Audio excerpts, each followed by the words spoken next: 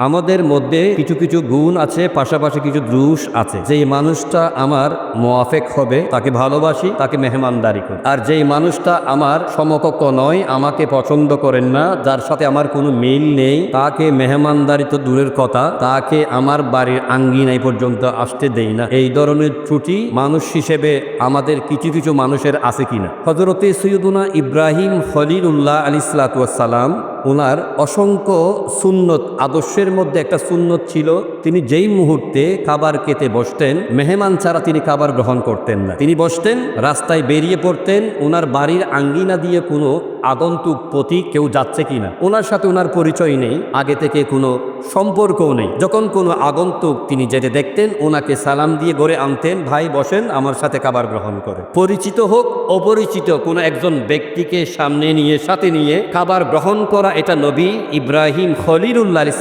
সালামের অন্যতম সুন্নতে মুবারাকা। একদিন এক ব্যক্তি ওনার সামনে বসলেন, তিনি বিসমিল্লাহ পাঠ করে খাবার গ্রহণ শুরু করলেন। যাকে অতীব সম্মানিত করে যত্ন করে মেহমান বানিয়ে আনলেন, ওই মেহমান তখন বিসমিল্লাহ ছাড়া আল্লাহ তাআলার পবিত্র নাম ছেড়ে শুধু খাবার শুরু করে দিলেন। এটা দেখে তিনি রাগান্বিত হয়ে গেলেন, ওনাকে শাসালেন, খাবারের প্লেট থেকে ওনাকে তুলে দিয়ে বাইরে বিতাড়িত করে দিলেন। এই দৃশ্যটা মহান আল্লাহ তাআলা দেখতেন, বললেন, হে আমার বন্ধু ইব্রাহিম খলিলুল্লাহ, আপনি যেই কাজটি করেছেন, আমার নাম না নিয়ে খাবার শুরু করেছেন, আপনি অপছন্দ করেছেন, তাকে বিতাড়িত করে দিয়েছেন, কিন্তু আমি মহান আল্লাহ, আমি অসীম, আমার দয়ার সাগর অগণিত, যার কোনো পরিমাপ করা যাবে না। যেই ব্যক্তি, যেই বান্দাগুলো আমার কুদরতের কদমে সিজদা আদায় করে, শুকরিয়া আদায় করে, আমি আল্লাহ তাদের রিজিকের ব্যবস্থা করি। আর যারা আমাকে বাদ দিয়ে দেবদেবীর পূজা করে, চন্দ্র সূর্যের পূজা করে, আমার তাবেদারি করে না, গায়রুল্লাহর তাবেদারি করে, আমি আল্লাহ তাদের জন্য রিজিকের ব্যবস্থা করি। সেই মহান সত্তা মালিক আল্লাহ তাআলার দরবার শুকর আদায় করছি যে আল্লাহ তাআলা আমাদেরকে